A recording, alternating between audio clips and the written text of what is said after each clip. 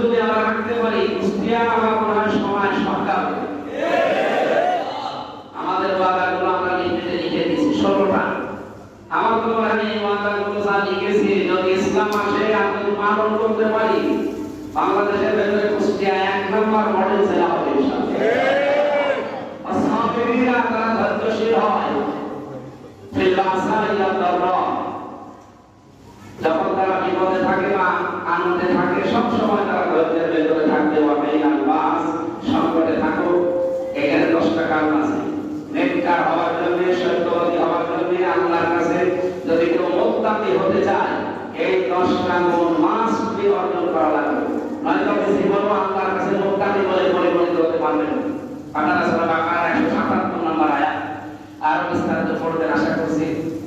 আমি এখন ওখানে চলে যাচ্ছি, আর 10 মিনিট সময় আছে, আবার আগামীতে তো দেখা হবে। আশায়